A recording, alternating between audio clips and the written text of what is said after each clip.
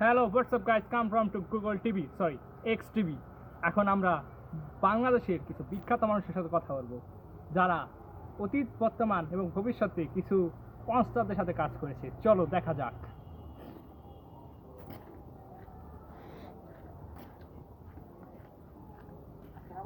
Hello brother. ওয়ালাইকুম আসসালাম ভাই। আসসালামু আলাইকুম। আপনার সম্বন্ধে কিছু জানা যাবে? হ্যাঁ, আমার নাম হলো আমির হামজা। আমি আসি হলো ইন্দোনেশিয়া। আর আমার বন্ধু আসে হলো উগান্ডা থেকে। হ্যালো ব্রাদার, আপনাকে কিছু কোয়েশ্চেন করা যাবে? হ্যাঁ, ঠিক অবশ্যই। আছে, আমরা কিছুদিন আগে জানতে পেরেছিলাম আপনি নাকি কিসের মনের আগুনে পুড়ে নাকি কিছু ডাক্তারের কাছে গেছিলেন, তাদের বর্ণনা দেওয়া যাবে? হ্যাঁ, যাবে যাবে ডাক্তার। আমি বলতে চাচ্ছি যে প্রথম থেকে বলছি যে আমার নিজের ভাষা বলতে কি, আমার হলো বাবা হলো আমাকে দুটো গাড়ি দিচ্ছিল। এটা হলো অনেক আগের কাজ, দুটো গাড়ি, লাল কালার একটা কালো কালার। কালা কালার আমার ওইটা হলো চুরি হয়ে গেছিল। চুরি করছিল হলো ফায়ার সার্ভিসের লোকেরা। ফায়ার সার্ভিসের লোকেরা? হ্যাঁ, সরকারি কর্মকর্তা?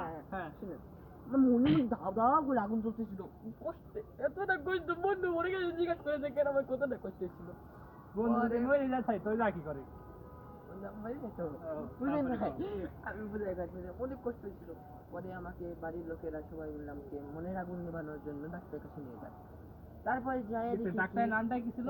বলতেছি আমি সব কিছু। ডাক্তার কাছে গিয়ে দেখি তো আমি তো পুরো আয়াম তো অবাক, পুরোপুরি অবাক। কেন অবাক হবো না? অবাক তো হওয়ারই কথা। ডাক্তার দেখি কামার জনি সিন্স। আল্লাহ, মনে করি মন বড় ওই যে মানে তার হ্যাঁ, বুঝতে পেরেছি আমি। তারপরে তুমি তার সাথে অনেক কথাবার্তা করলাম, সব কিছু নিয়ে, তার চরিত্র, তার সমস্ত নিয়ে বললাম। আমি তার আগে একটা কথা বলেছি, আমি যখন যে চেম্বারের মধ্যে ঢুকি তখন দেখি সে করতেছে। আমি তো পুরোপুরি অবাক, পুরোপুরি। তারপর তার সাথে কথাবার্তা করলাম, ছিলাম। তারপর সে আমার 10 দিন 12 দিন রেস্টে থাকার কথা বললো। থাকলাম আমরা।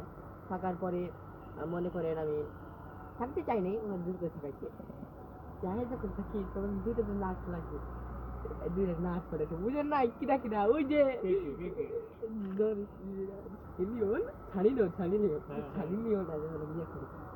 মনে করে না আমার তো মনে রাখবো না, আর ওইটা রাখবো তো ঝুললেও সারে টিপি উঠছে। পরে মনে করি ওনা করতো চাহিদা মেটানোর একটা স্বপ্ন আছে।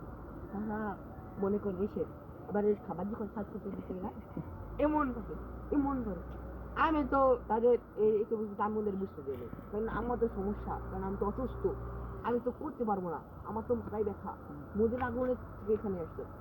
তারপর তাগো এইসব দেখে, কার্যকলাপ দেখে আমার মনের আগুনটা নেমে যাওয়ার পরে আমারও তো মনের চাহিদাটা দিচ্ছে, ভালো মনে ধরে নিয়ে। হ্যাঁ, মনের চাহিদাটা আমি দেখে কি আপনি কি করবে, ওটা বুঝে না কি না বুঝে না, ওটা তো লাভ দিতে আমার উপরে মনে করে কি ফিলিংস দেওয়ার পরে কি আমার উপায় চলছে কোন ইটি করে বসে নিত, ওইগুলো বলা যাবে না। তারপরে এখন তো এটা আমাদের ছাড়িলেও ও তো রাগ করছে, ও তো করতে চায়। আমি তো অসুস্থ, সেই জন্য তারা করে না, কেন বলে দুজন একসাথে করে না, তার জন্য ওই আমার উপরে বসলো, আমার উপরে বসলো। ঠিক আছে, তারপরে আর কি ধরে আমি সব একদিনকে সব চলতে লাগবো। 9 দিনের মাথায় আমি 10 দিন ছিলাম, 9 দিনের মাথায় রাত্রিবেলা তারপরের দিন সব প্রোগ্রাম চলে যাবে। রাত্রিবেলা ডাক্তার মানে কি রাখেন দি জানিছি চাকরি দেখি কি সব আল্লাহ কি বলে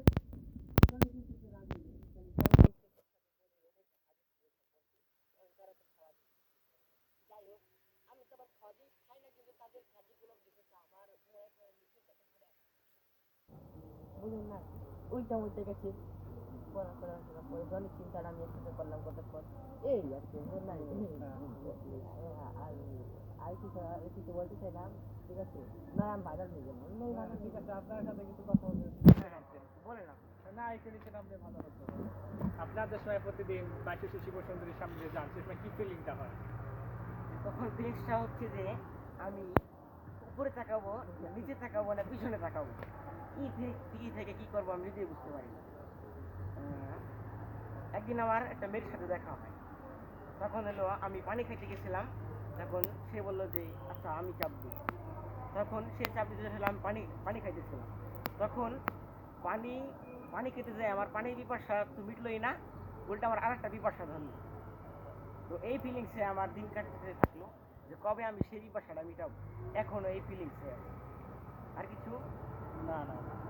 দর্শক, আপনাদের মাঝে উপস্থিত হয়েছিল বাংলাদেশের বিখ্যাত দুজন পর্ন স্টারের থেকে যারা আগত হয়েছে, তাদের কার্যকলাপ সম্পর্কে আপনাদের জানানো হয়েছে। আবারও দেখা হবে এক্স টিভিতে। তবে দেখা